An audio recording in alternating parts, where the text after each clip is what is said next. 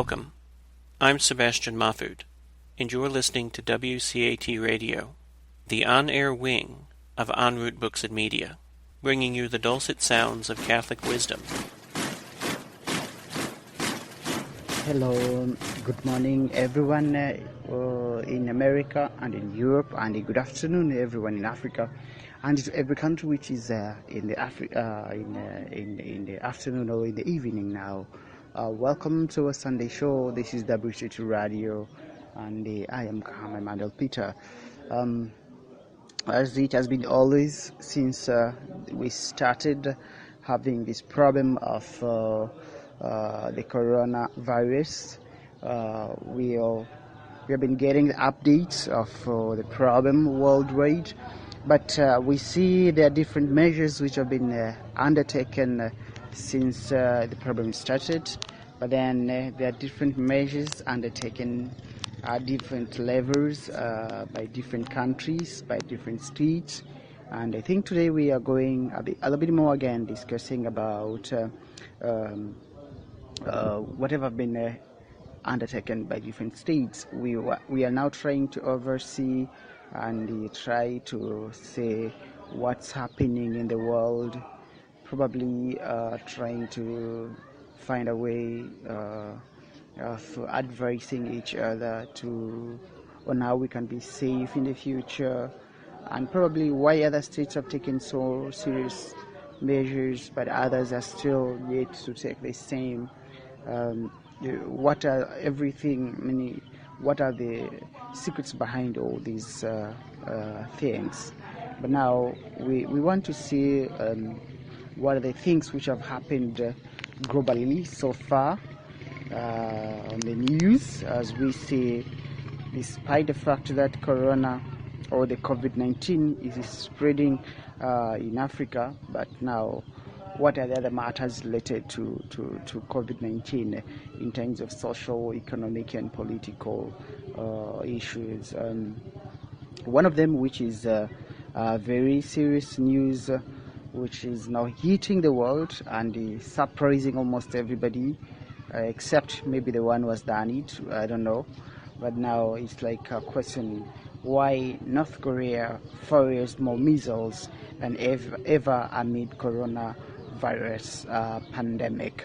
It has been just a Sunday ballistic missile test, mark the fourth such launch this month as the world battles the coronavirus pandemic. So we see in the midst of the fight of the coronavirus, North Korea has just launched a missile to Japan. Of course, it was not to attack Japan, but now it's reported that North Korea has fired two suspected ballistic missiles into the ocean of its east coast, according to South Korea and Japan. The latest in a flurry of weapon launches, the seal described as inappropriate amid the global coronavirus pandemic. Two short-range projectiles were launched from the coastal Wonshan area on Sunday and flew 230 kilometers, 143 miles at a maximum altitude of 30 kilometers or 19 miles, South Korea's Joint Chiefs of Staff reported. The situation where the entire world is experiencing difficulties due to COVID-19, this kind of military act by North Korea is very inappropriate, and we call for an immediate halt, the JCS said in a statement, according to Yonhap news agents. Japanese Ministry of Defense said the projectiles appeared to be ballistic missiles, and they did not land in Japan's territory or its exclusive economic zone. So it is recent repeated firing of ballistic missiles by North Korea which is a serious problem to the entire international community, including Japan, a minister statement said. So we say this is very, very serious, as the world is now under very serious pressure, fear, and worries. But for them, they are really, really sending the measles worldwide. And it is even said that even this year early, the only times we have seen tasty things frequently were in 2016 and 2017, both of which were huge years for North Korea's missile program, as it was reported through Twitter. So all the missiles fired so far this year have been small, short-range weapons such as the KN-24 fired during the last launch on March 21st. But some experts are saying that the latest launches were likely designed to show off unity and show the leader Kim Jong-un is in control in the face of US-led sanctions and the global pandemic. Kim wants to show the rules in normal way amid the coronavirus pandemic, and his latest weapons tests were aimed at lulling unit internally, not launching a threat externally. Kim Dong-yu, an analyst at Seoul's Institute for Far Eastern Studies, told the Associated Press. So North Korea doesn't have time now to spare for staging or external threats. It is very serious, and the world is worried, and people are wondering as what's really happening with Kim Jong as he launched all these missiles yesterday. But he also we see now, as we said, we have been having a serious impact of the coronavirus worldwide, as we all know, in fact. But maybe there are different things which are known to some of the places, and there are different things which are not known to some of the places. But now, as we proceed with the news, we see the Taliban refugees to talk to newly formed Afghan government team has been a question, and they have refused. So the group's spokesman says the team announced by government late on Thursday does not include all Afghan functions. We have had different stories about the Taliban, which now, as for the news, it's reported that they have refused to negotiate with the team announced by the Afghan government. The armed group's spokesperson has said in a potential setback to the next step in the United States brokered peace process. So Taliban spokesman Zabihurul Mujahid said on Saturday the group will not negotiate with the 21-member team, as it was not selected in a way that include all Afghan functions. On Thursday, the Afghan government's Ministry of Peace Affairs announced the team with the US Peace Envoy Zalmay Khalilzad, praising the move as inclusive. And so the team, headed by Mansour Stanzai, former chief of National Directorate of Security and supporter of President Ashraf Ghani, include politicians, former officials, civil society representatives, among them 5 women party of the team. So the US signed a troop withdrawal deal with the Taliban in February this year, but progress on moving to the negotiations between the group and the Afghan government has been delayed by a feud among Afghan politicians. So negotiations have also been delayed due to disagreement between the Taliban and the government over the release of prisoners and the possible ceasefire as a precaution for further talks.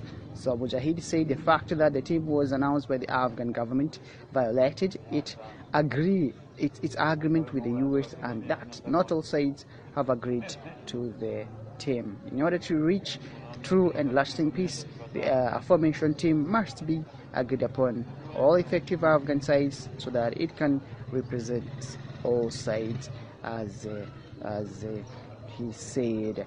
We all know that this Taliban group has been one of the groups which have been really fighting against the peace and against the U.S. in Afghanistan. But now it's a battle, and the U.S. has just reached an agreement with them that they are going to work together since the fire, and they were going to form a peaceful move so that they may be able to develop themselves. But now things have been very, very different. So we go back now to our topic today, as the steps taken by different states worldwide to overcome or to deal with the coronavirus, and why all these states have taken these steps, as Africa is also seeing the worst is happening. The head of the WHO warned Africa to be prepared for the worst as COVID-19 is spreading worldwide. So we see now, if we start here in East Africa, different measures have been taken so far to see how we are dealing with the question of coronavirus. As we see now, there's a curfew in Kenya, which has also been a very serious problem. People are now really beaten. People are really forced to stay inside, as in people have been told not to have more activities on the roads now, especially in places like Mombasa, even in Nairobi, as the number now have reached 38 in Kenya. So now the Kenya police an affair of excessive force as curfew began. So the police fire tear gases and beat commuters with the batons as country imposes dusk to down measures amid corona fight. So it has been reported just some hours ago that the police forced ferry passengers to lie down after firing tear gas and detain them in Mombasa, as it has been reported. So the human rights groups are complaining as why people are doing this in Kenya, but still people are saying, the government of Kenya is saying, for the question of safety of our people and the way this disease is killing people in different countries, we might not be able to deal with it or overcome it when it comes and attack us. We see the death rate is just getting high and high every day in developed countries. Why and how is it going to be here in Kenya? So people are really ordered not to move, especially in Mombasa, as on Friday police fired tear gases at a crowd of ferry commuters in the port city of Mombasa before the 7 p.m. to 5 a.m. curfew came to force. So people say it was done earlier, but it was at least try to prepare the mind of the people. It seems like there's a problem to these developing countries that they are not able to deal with the situation. They are not able to help people with the basic needs, as has been announced in one of the countries in Rwanda, as we are going to talk about it later, that Rwanda have announced that they are going to offer support to the people and door-to-door food provision, and the electricity is going to be free to all the people in Rwanda. The utilities are there, water, electricity, so that people, they may stay inside and wait for the situation to go better in the future. But now to countries like Kenya, which has over 40 million people, probably it's not easy for the provision of the basic needs like food and the rest. So it's not easy to see all these provisions are done to big countries. But maybe Rwanda, they have managed it because of the size of the country, but not only maybe the size of the country, but maybe also they have enough fund to do this. But we do not know for how long are they going to do this until we realize the situation is getting better. So for Kenya, things are like that. The government has reported now so far to have 38 people who are affected. And now people are not supposed to go on moving in town to around 7 p.m. And if someone has anything to be done, maybe at around 7 p.m. that person should report at his or working place maybe before 7 p.m. And the reason behind it is to reduce the interaction and that intermingling of the people, so that people they may keep on being safe. Maybe we can just say in countries like Kenya, we have seen the numbers reached 38, but in Tanzania the numbers just remain steady to 12 so far, as the Minister of Health reported, though there are some people also who are claiming that they have been sick and they had not been traveling outside the country lately, but it's not yet known, as this has been a case of the son of the head of political parties of opposition, Mr. Freeman Mbowe, who is also an MP, Honorable MP Freeman Mbowe, that his son has been having COVID-19 and he had not traveled anywhere outside the country lately. But where did he get it and how that happened, nobody knew and nobody could say anything. So far so good. We are moving on. We see that's the case of Tanzania and Kenya, and we have talked about Rwanda and Uganda. Now so far so good. We have a case now which was reported like some 2 days ago. Like 2 people have been admitted to hospital in Uganda after being shot by police for violating President Museveni's order of staying inside, and not using public transport, like 2 people carrying each other or using buses or whatever. People should be using bicycles, or otherwise you should have private transport. But for them now, 2 people were shot, who is Alex Soleni and Kasim Sebude, have been shot while they had been banned on border spread. They were not supposed to use border to reduce the spread, but now they just went on using the border, and police, it seems they were told to stop, but it became difficult, so they were shot. So Alex and Kasim have been shot by urging with the police, claiming that they did not follow the media that the ban of motorbike to listen to the passengers as it was ordered. So they had not heard it, and they just used it out of ignorance because they did not know anything. But now they're still in the hospital, as one was shot on the leg as they were moving, and another one was shot on the stomach. So they're all admitted, and we are hoping that they are going to be better. So in Uganda, the president has announced that he does not want to see people moving from one place to another using public transport, unless otherwise they want to use private means of transport as COVID-19 is proceeding. But one of the sad news before we have moved to Burundi, because Burundi has also not yet reported any cases so far, so we do not know what has happened to Burundi.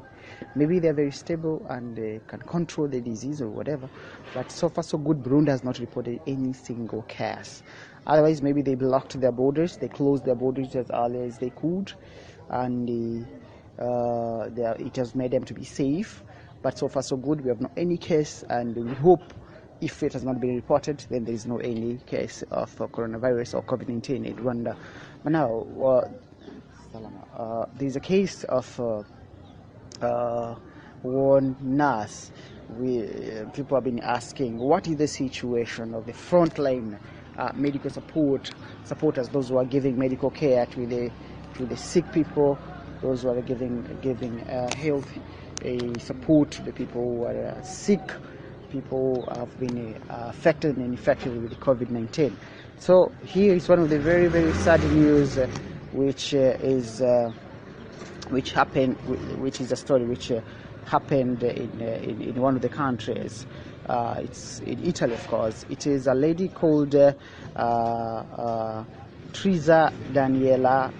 She decided to commit suicide as she knew she had been affected by coronavirus. So she has been a nurse at a hospital called San Geraldo in Italy, and she was 34 years old before she killed herself. It is said that when she realized that she has been infected and she might infect more other people, she decided to commit suicide and kill herself, which was very bad. But it is still said that she killed herself not only because of the COVID-19 infections, but it seems she had already developed a kind of a lot of stress and a moment of trauma or whatever, something had happened to her. She used not to be happy for a little bit longer. So it is said probably that has also contributed to her taking her life away. Now, as this disease is going on, as this virus is going on, it has really now become a serious thing. We see we have been having very different big leaders who have been infected with this disease, and one of them is Boris Johnson, the Prime Minister of UK. We can hear him a bit as he was talking of his situation. He's one of the big leaders in the world who is also infected with the COVID-19. Let's hear to him as he's going to talk about it. Hi folks, I want to bring you up to speed with something that's happening today, which is that I've developed mild symptoms of the coronavirus, that's to say a temperature and a persistent cough, and on the advice of the Chief Medical Officer I've taken a test that has come out positive, so I am working from home, I'm self-isolating, and that's entirely the right thing to do, but be in no doubt that I can continue, thanks to the wizardry of modern technology, to communicate with all my top team to lead the national fight back against coronavirus. And I want to thank everybody who's involved. I want to thank, of course, above all, our amazing NHS staff. It was very moving last night to join in that national clap for the NHS. But it's not just the NHS, it's our police, our social care workers, teachers, everybody who works in schools, DWP staff. An amazing national effort by the public services, but also by every member of the British public who's volunteering. Incredible response. 600,000 people have volunteered to take part in a great national effort to protect people from the consequences of coronavirus. I want to thank you.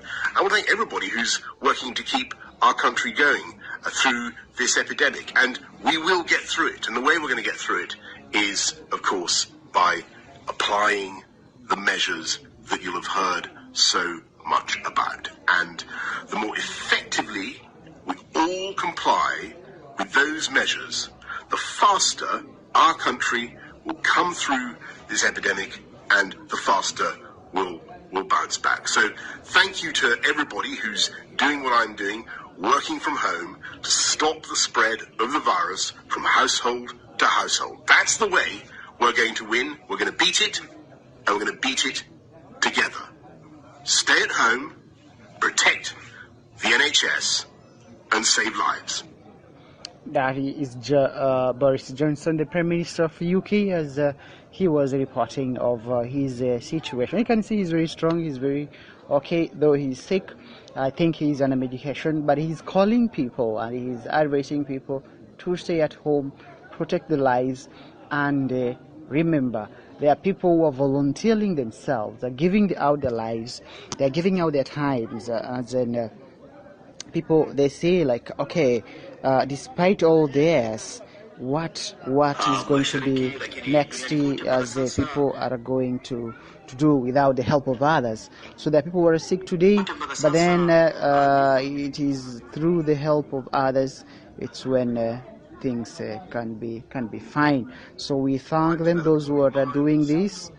We thank all those who are giving their lives and whatever. But this purity should be something which is moving everybody, everyone, to be ready to protect the lives of the people here in Africa, in the world, in UK, in Europe, and everywhere. Now, as this is still happening, it is reported that the death rate is increasing, but also now USA has become the leading country with more cases worldwide. Now, what are the cases as so far as we are talking? What is that reading worldwide? Let us go to the data and find out what's happening worldwide so far as USA is reading the infection number. The United States on Thursday surpassed China and Italy as the country with the most coronavirus cases, according to a Reuters tally, with more than 81,300 confirmed infections. Reuters asked President Donald Trump about becoming the country with the most cases at Thursday evening's White House task force briefing. The United States now has surpassed China as the country with the highest number of virus cases. Does this surprise you at all? Is it following a predictable trajectory? No, I think it's a tribute to our testing. Number one, you don't know what the numbers are in China. China tells you numbers, and I'm speaking to President Xi tonight, I believe, and we'll have a good conversation, I'm sure. But you just don't know, what are the numbers. But I think it's a tribute to the testing. We're testing tremendous numbers of people. And I'm sure you're not able to tell what China is testing or not testing. I think that's a little hard. Trump also discussed his new coronavirus guidelines that he sent to the nation's governors about getting the American people back to work. We have to get back to work. Our people want to work. They want to go back. They have to go back. In a letter to the governors, Trump said state and local leaders could use the guidelines to determine appropriate social distancing and other coronavirus mitigation measures, according to whether counties are, as he suggests, high risk, medium risk, or low risk. The president has been pressing his case for a reopening of the U.S. economy by mid-April, despite a surge in coronavirus cases, suggesting at times that the response to the pandemic has been overblown, comparing the virus to the seasonal flu and automobile accidents. That doesn't mean we're going to tell everybody no more driving of cars. So we have to do things to get our country open. That is what is happening in the United States of America, as Donald Trump, the president, was saying that the U.S. now is suppressing China and Italy on the matters of infections, as now the real data indicates that U.S. is leading with the disease. Now, what are the numbers so far? Let us check the numbers. The statistics of corona this morning, March 29th, 2020, America has continued to lead to a number of patients where they have reached 124,471. Italy is second, which has 92,472 patients. Transmission is reduced to China, which is third and has 81,439 patients. Spain has 73,235 patients, and Germany is having 58,825, while France has 37,575. Italy has continued to lead to death, where deaths are counting to a range of 10,023 people so far, while Spain is second with 5,982 deaths, as China has a death of over 3,300, where Iran has 2,517, and France has 2,314, while US has 2,227 deaths. So far, so good. The general statistics so far are showing that we have reached of 663,875 deaths so far, and those who have recovered are about 147,000 and 673 so far. So we see now the death number is still so bad in Italy, and we see almost over 60 priests have died already in Italy. But this is not also a case for Italy; it's a case for worldwide. We are praying that everything may go back into peace, as we are worried that so many things are not going to really be so good. Easter might not be there in many places, but also still we might not be having so many other good events worldwide. Anyway, we are hoping for the best, but as all these things are still happening, we thank God. Some countries like Tanzania, the first person who was sick, Isabella, who had been the infections of coronavirus, she has recovered, she's doing better now, and she has been discharged. She's at home doing her activity. But also there are people who are giving some supports of the corona for charities. If you go to all the churches now, you realize people have to wash their hands before they join others, but also when you go home you should do the same. We see even here where we are today, there's a burial for the mother of a friend, Magdalena Raymond Muir, whom we had an interview with her some days back on the matters of marriages. She has lost her mother today, but people who are coming here, most of them they're advised to wash their hands. There's a container there for water and soap. You wash first your hands before you do any other thing. But still, there's a challenge where people, they are failing to wash their hands, or they fail to keep that social distance. Here people are just gathering together and you can't see that social distance. To Africans it's still a problem, especially to Tanzania, where I see people, they are experiencing that hardship. But also you may keep the social distance, you may wash your hands as you reach where others are, but there are no water maybe to many places, like in the bus stops here in the country. The sanitizers are very expensive now. You can't buy it to most of the places.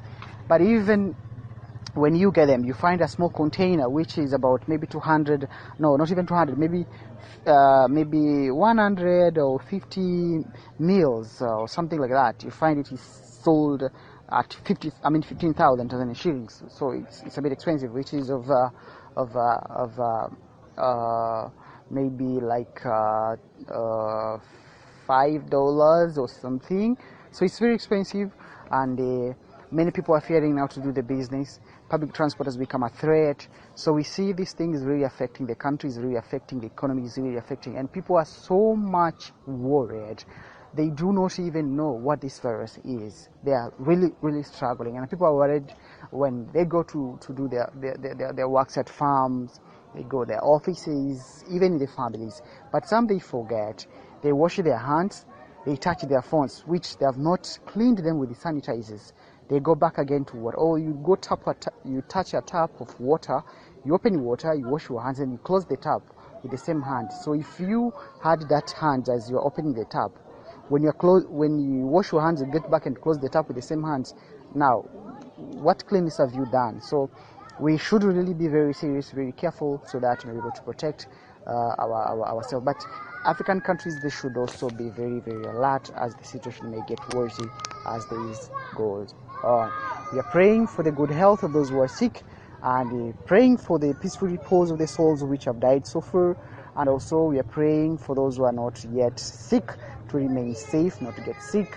And also we understand to countries like in the United States of America, people, they can get delivery of the food and whatever in their houses, but now still it's becoming very expensive, we believe.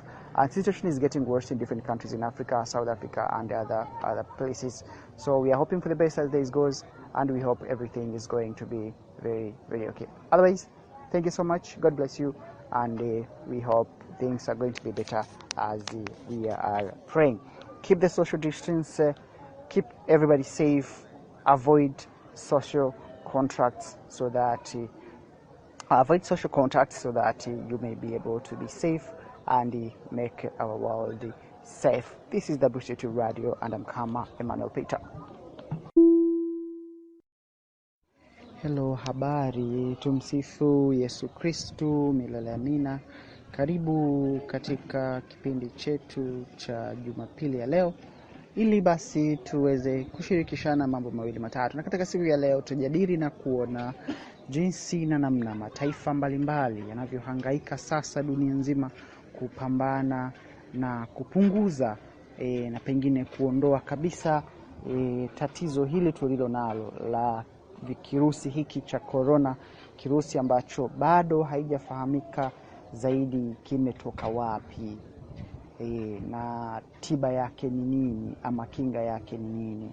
Tumeona mataifa kama Marekani yameendelea kuhangaika kutafuta tiba, kutafuta kinga, na pengine rais wa Marekani aliweza kupendekeza kwamba pengine angeweza kuona kama dawa kama chloroquine zingeweza kutumika kama kinga ama tiba, lakini bado ziko kwenye majaribio na haijulikani nini kitasaidia.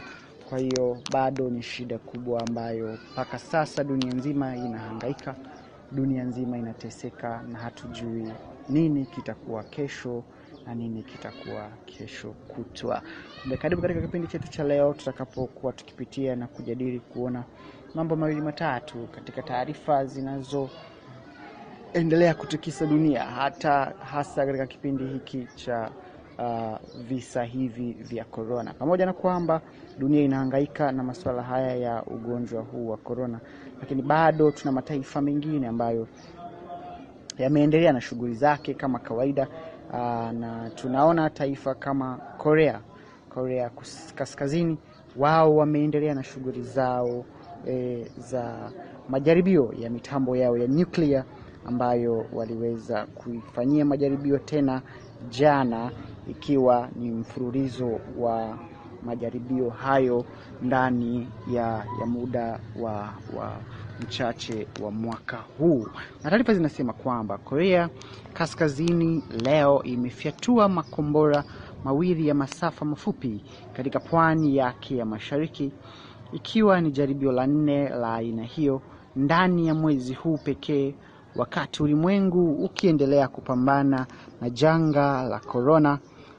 Na makombora hayo yamefyatuliwa kutokea mji wa bandari wa Wonsan na kuangukia bahari ya Japani inayofahamika pia kama bahari ya Mashariki. Wizara ya Ulinzi ya Japani imesema makombora hayo hayakuvuka mipaka yake ya bahari au kufika katika kanda ya kipekee ya kiuchumi ya nchi hiyo. Korea Kaskazini wiki iliyopita ilifyatua makombora mawili ya masafa mafupi, na siku iliyofuata tu chombo cha habari cha nchi hiyo yenye silaha za nyuklia kikatangaza kuwa rais wa Marekani Donald Trump alimtumia barua kiongozi wa Korea Kaskazini Kim Jong Un, ikielezea kwa kina mpango wa kukuza mahusiano ya nchi hizo. Unaona bado Kim Jong Un yeye ameendelea na shughuli zake kama kawaida, na bado hatusikii kuwa ameripoti kesi yoyote hata sasa ya kuonesha kama kuna swala lolote ambalo limeripotiwa kwake, hasa katika masuala haya ya ugonjwa huu wa corona ama kirusi hiki cha corona, ambacho dunia nzima sasa inahangaika kuona itafanya nini kupata tiba yake, hasa katika wakati huu mgumu ambapo dunia inahangaika na kuteseka. Tunajifunza kwamba kumbe pengine mataifa mengine hayajapata madhara yoyote mpaka sasa, na pengine yanaweza kuendelea tu na shughuli zake kama kawaida.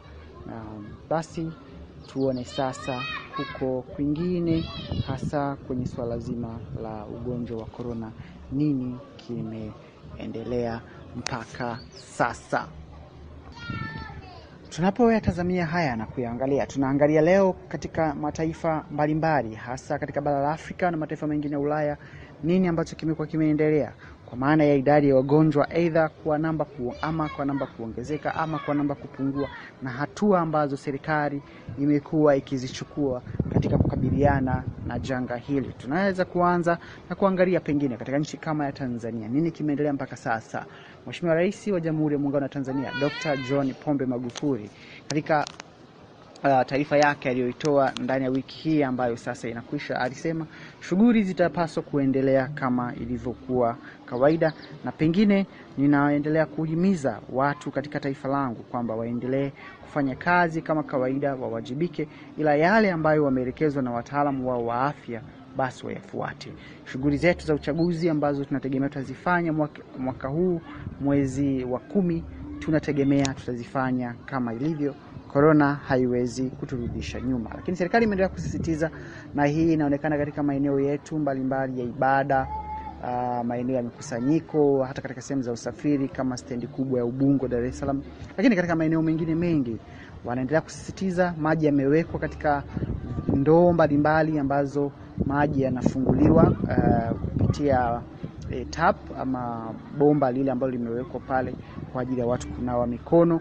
Kumbe ukipita katika maeneo ya makanisa, misikiti na maeneo mengine, watu wameruhusiwa kwenda kukutana, lakini wananawa mikono pengine kabla ya kuweza kufanya hivyo. Katika hospitali zetu zote utakuta utaratibu unaendelea hivyo, lakini bado swali ni kwamba wale wanaonawa mikono wananawa kwa staili ipi? Yeye mwenyewe anajifungulia tapu, yeye mwenyewe anashika ile chupa ambayo ina sabuni ya kunawia mikono. Sasa kama yeye ameathirika, kwa akishika anaacha virus pale, alafu anashika sabuni, ananawa, anaondoka. Pengine atanawa vizuri na atabaki salama, lakini anafungua tena tapu ya maji. Akifungua ile bomba la maji, yeye mwenyewe tena ile koki ya maji akifungua pale, anaacha wale wadudu pale, ananawa, akimaliza anawashika tena, anaondoka. Na hivi ndivyo ilivyo katika familia zetu. Pengine baba anafika nyumbani kabla hajanawa, ama mama anafungua mlango, anaingia ndani, ananawa mikono. Akinawa mikono, kashika simu yake. Simu alishika akiwa kwenye gari, hajaifuta na chochote, labda sanitizer ile kachukua kaweka kwenye pamba labda ama kitambaa, kaifuta simu yake, kaiweka pale. Kafanya hivyo, kaweka simu kwenye kochi, kanawa mikono, akirudi anachukua simu, kamshika mtoto, ama mtoto kafika kashika simu ya baba.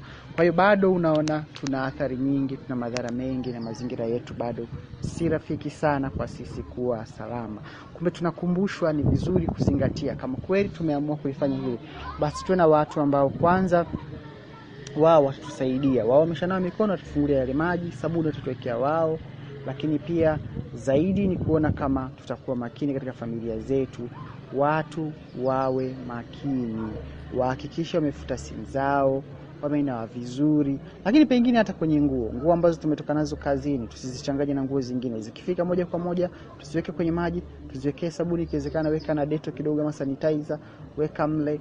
Ziweke nguo kwa muda mchache, hata dakika 30 ama saa zima, zifue baadaye. Maji yale yamwage chooni, mwaga sabuni ya kuoshea masinki yale ama sanitizer tena, ili basi iweze kukusaidia kuwa salama, kwa sababu tunaweza kuona kesi za vifo zimeongezeka duniani, madhara yamekuwa makubwa.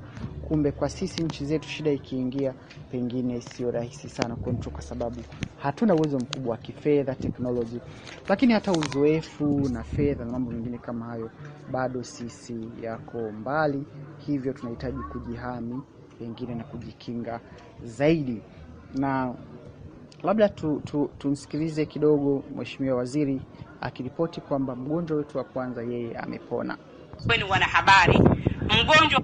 Kwa hiyo habari njema ambayo nataka kuwajulisha Watanzania kupitia kwenu wanahabari, mgonjwa wetu wa kwanza ambaye haturuhusiwi kutaja jina, lakini kwa sababu alijitaja mwenyewe Isabella, amepona COVID-19.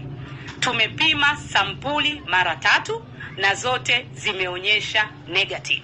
Hivyo tumeanza utaratibu wa kumruhusu kurudi nyumbani.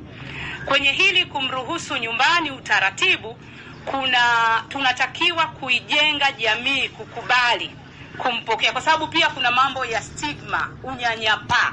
Kwa hiyo kazi ambayo nimewaelekeza katibu mkuu na timu yake waifanye sasa hivi, kwanza ni kuhakikisha sasa hivi tunaanza kutoa elimu ya kukataa unyanyapaa, kunyoosheana vidole, kulaumiana.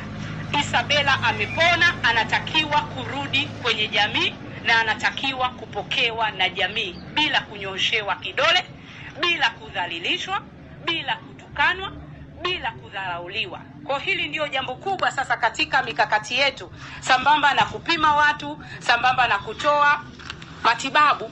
Sasa hivi kazi tunaoifanya ni ya kuhakikisha tunapambana na unyanyapaa, kwa sababu wagonjwa wetu wote 13 wanaendelea vizuri. Hakuna hata mmoja ambaye yuko kwenye ICU au amewekewa yuko kwenye ICU au yuko kwenye critical care, ndio hiyo ICU. Kwa hiyo hizo ndio habari njema. Kwa hiyo Arusha sasa inabakiwa kuwa na Hiyo ndio habari kutoka kwa Mheshimiwa Umi Mwalimu, waziri wa afya hapa Tanzania. Kumbe tunashukuru kwamba hali imeendelea kuimarika, lakini basi kama tulivyosema mwanzo pia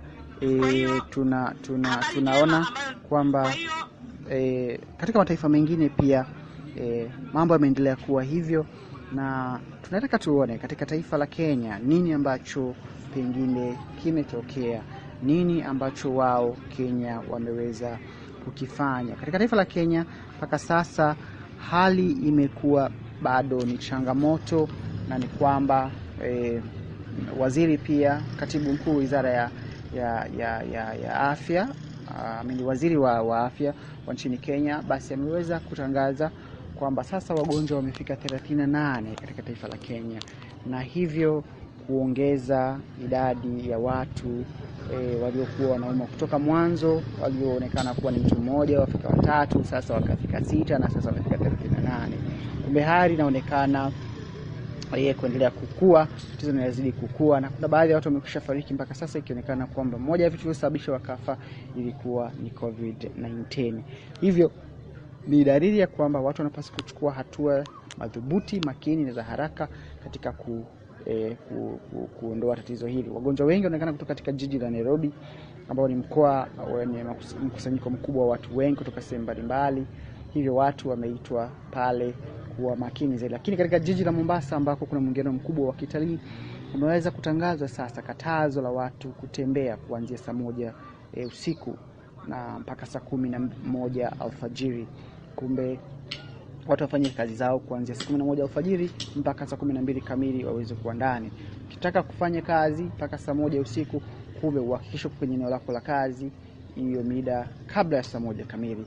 Lakini watu wameendelea kupingana na hoja hiyo ya kukaa ndani, kwa sababu wengi wao maisha yanategemea kazi zile za siku. Sasa kumetokea taharuki na polisi walazimika kutumia mabomu ya machozi yale kuweza kuwasambaza raia, kuwakusanya, kuwazuia na pengine kuwapiga, ili kuona kama wanaweza wakawazuia wafuate agizo na kutekelezwa huko kwamba waache kutembea mida ambayo serikali imetangaza. Na hata governor mwenyewe wa Mombasa, Mheshimiwa Joho, alisema tatizo hili limekuwa kubwa, na ukubwa wa tatizo hili pengine ni zaidi ya uwezo wetu.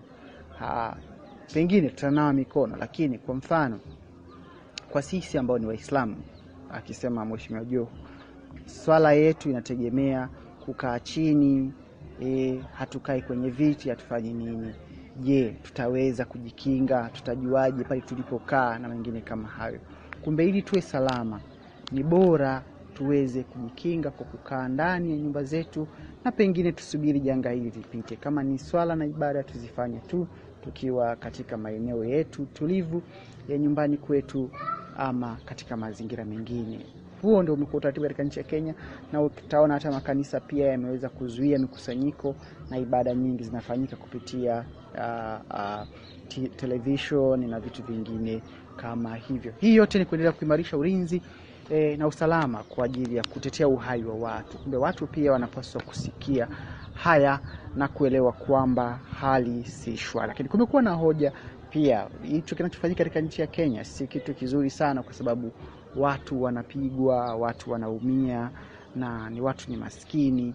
Sasa watawezaje kuishi pasipo kupata msaada huo?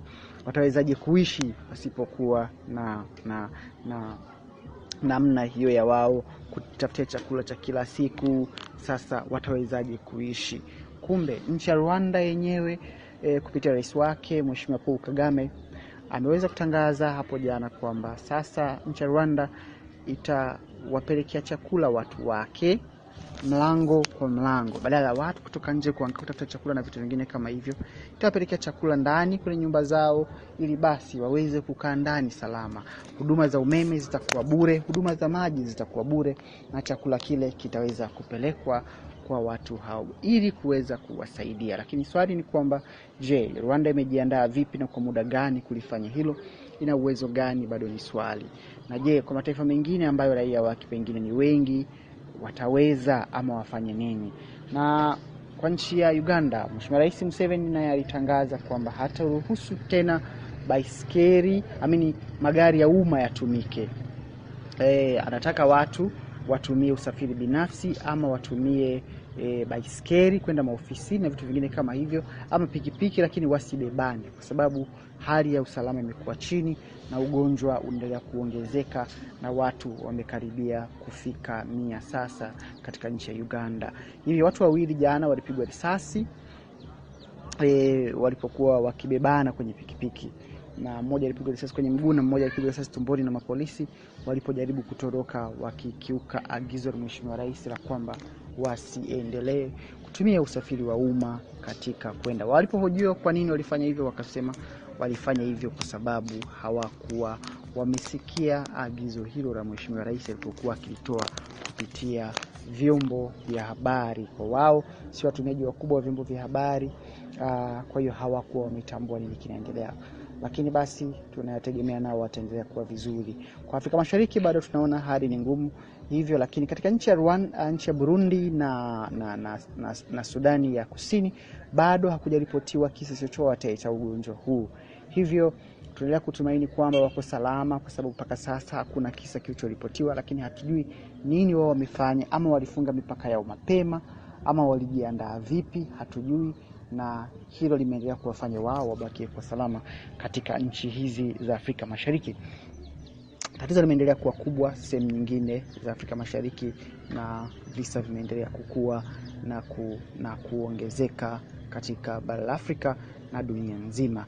Lakini basi tukiwa tumeongea hayo kwa ufupi katika bara la Afrika, tunaona pia swala hili limeendelea kuleta shida na kirusi hiki kimeendelea kuwashika sio tu watu wa kada ya chini, sio watu wa maisha ya chini, lakini hata wale ambao ni viongozi wakubwa. Mpaka sasa ameripotiwa viongozi wakubwa, mawaziri wakuu wa baadhi ya nchi, wake wa mawaziri wakuu, mawaziri wa sekta mbalimbali katika nchi tofauti.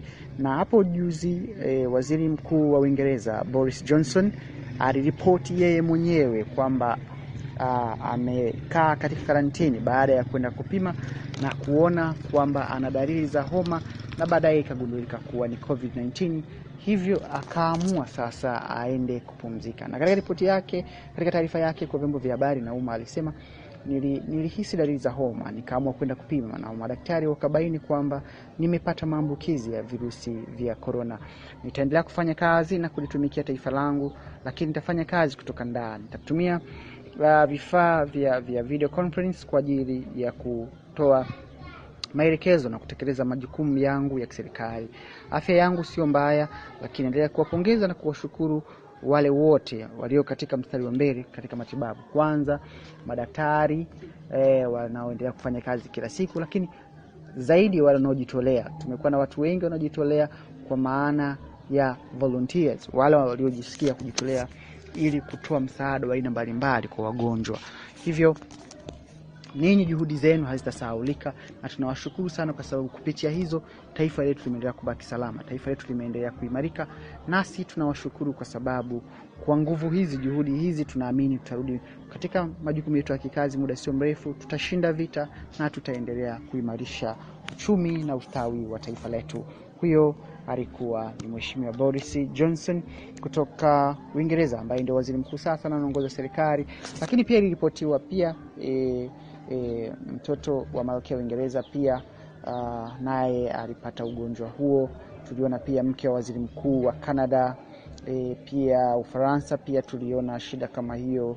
baadhi ya mawaziri wamepata shida kama hiyo, na nchi nyingine mbalimbali zimeendelea kupata matatizo kama hayo. Lakini kinachoendelea sasa, inaonekana kwamba Marekani ndio amekuwa sasa muhanga mkubwa wa visa vinavyoongezeka mpaka sasa, na kuathirika kumekuwepo kwa kiasi kikubwa na namba imekuwa kubwa zaidi. Hebu tuone takwimu zinasema nini mpaka sasa.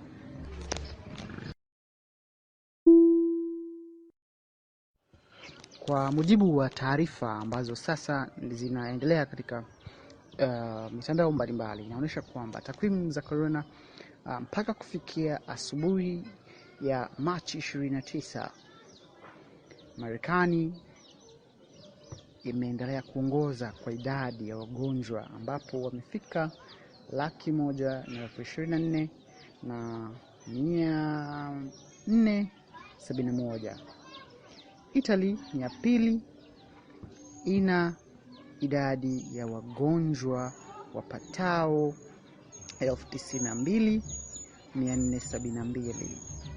Lakini maambukizi yamepungua China, ambayo ni nchi ya tatu na ina wagonjwa sasa 81,439, wakati nchi ya Hispania ambayo nayo kwa sasa ina wagonjwa 73,235, na Ujerumani ni nchi ambayo inafuata ikiwa na wagonjwa 58,825, na nchi nyingine katika nchi hizi tano ambazo ziko hapa unaona ni nchi ya Ufaransa ambayo nayo na wagonjwa wasiopungua 37,575. Lakini katika suala la vifo, Italia imeendelea kuongoza kwa vifo, ambapo waliofariki mpaka kufikia asubuhi ya leo ni watu 10,023, wakati Hispania ni ya pili ikiwa na idadi ya vifo visipopungua 5,982, na China ina idadi ya vifo sasa ambavyo havijaongezeka, na inaonekana kwamba idadi ya vifo mpaka sasa viko 3,300, wakati Irani watu waliofariki mpaka sasa ni 2,517, na Ufaransa ni 2,314, wakati Marekani bado katika nchi hizi tano inaongoza kwa idadi ya chini ya vifo, ikiwa ina vifo 2,227. Takwimu za ujumla mpaka sasa zinaonesha wagonjwa wa corona wamefikia 663,875 kwa dunia nzima, wakati vifo vikifika sasa 30,934, na waliopona mpaka sasa ni 147,673 kwa mujibu wa WHO ama shirika la Umoja wa Mataifa la afya. Kumbe hali bado imeendelea kuwa tete duniani kote, vifo vimeendelea kuongezeka, na mpaka sasa tunajiuliza, je, nini kitafuata? Lakini tunaona rais wa Marekani yeye amekwisha chukua hatua nyingi ambazo kwa kweli ukiangalia kwa uhalisia ni hatua madhubuti sana, ni hatua ambazo zimelenga kuwasaidia raia wake kuona ni namna gani wanaweza kubakia salama hata baada wakiwa katika janga hili na hata baada ya janga hili, ikiwa ni pamoja na kupunguza gharama za baadhi ya vitu, kutoa fedha, na mpaka sasa ameshatoa sio chini ya trilioni 2 za Marekani, dola trilioni 2 za Marekani, ili kuenda kusaidia kwa mapambano dhidi ya ugonjwa huu, dhidi ya kirusi hiki cha corona ambacho kinasababisha watu kufa, mdororo wa kiuchumi, biashara zimesimama, na hata sasa safari zimesimama sehemu nyingi duniani. Amepitisha sasa sheria ambayo inaendelea kuongoza taifa la Marekani katika kushughulika na masuala haya, lakini zaidi pia ametoa mwongozo ili watu waone waendelea kufanya kazi vipi hata wakiwa katika majumba yao, ama ile kuweka ile nafasi kati ya mfanyakazi mmoja na mwingine hata baada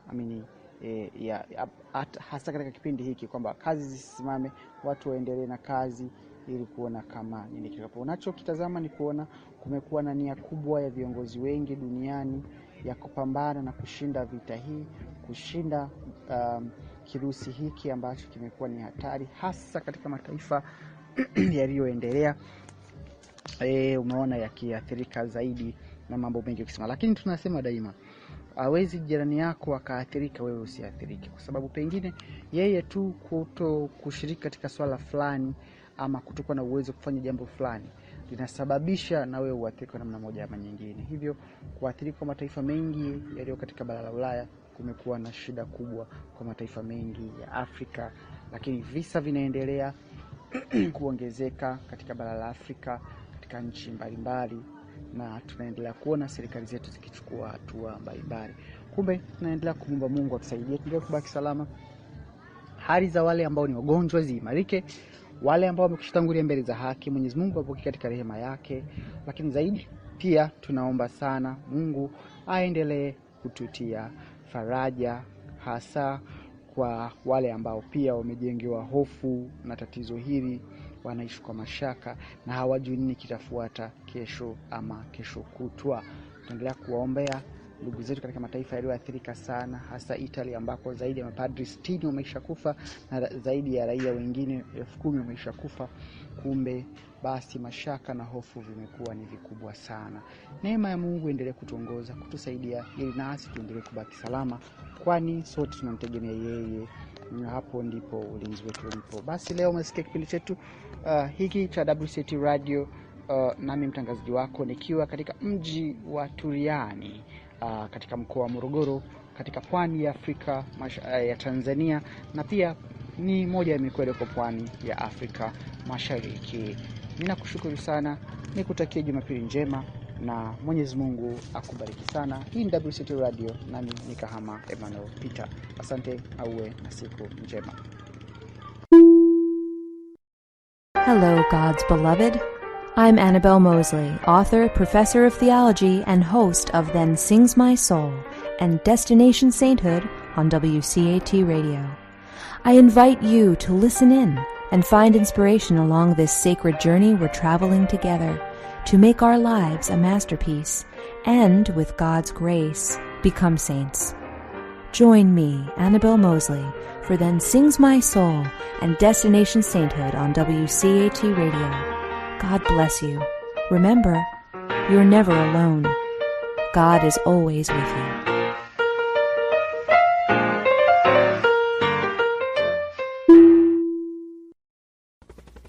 We hope you enjoyed the program and will join us back for another show on WCAT Radio. This is Sebastian Mahfood. Good day.